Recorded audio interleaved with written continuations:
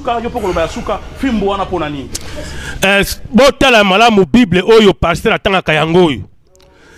etumbu oyo ngana uti koloba awa ya fimbo akekele ezali kutu mukeme boyoka etumbu oyo Bible pesi bango esengeli ko salela yango pomba te euti na Bible lokola yo zondimi la Bible yoka makambo oyo Bible ezali koloba to yoka ezali mukanda te mutu je vois te tonga mutu akomite Bible na yo yango yo yoka etumbu oyo Bible ezo pesa yo to yoka Deutéronome chapitre 13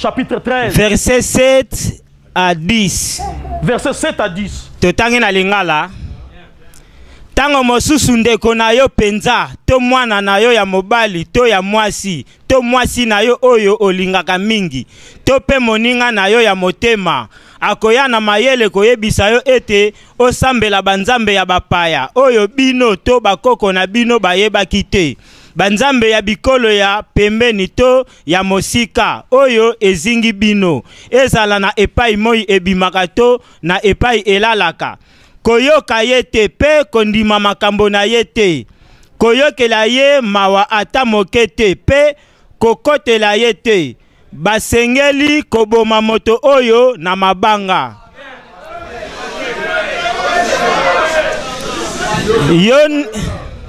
Yonde okozala moto ya liboso pona kobamba ye mabanga sima bato nyonso bakolanda pamba te alukaki kolongola bino na nzela ya nzambe na bino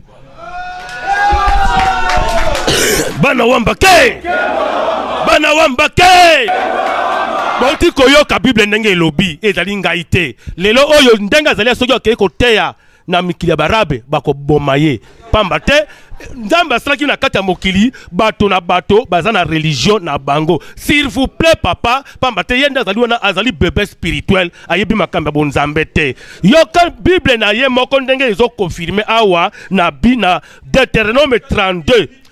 na Deutéronome 32 verset 7 à 8 yoka makambo komiawa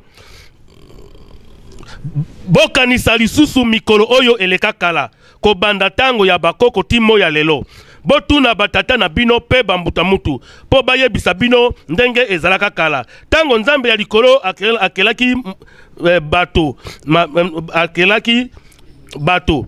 mabele apesaki ekolo na ekolo mabele na yango aponelaki ekolo moko molimo moko ya likolo. Donc ndenge tozali awa biso na bamindele tozana nzambe moko te nzambe azali moko me atielaki bato na die superviseur na bango ndenge biso tozali awa soki tonie kimbangu biso bafrikain tokobika te esengi tolanda kimbangu po tobi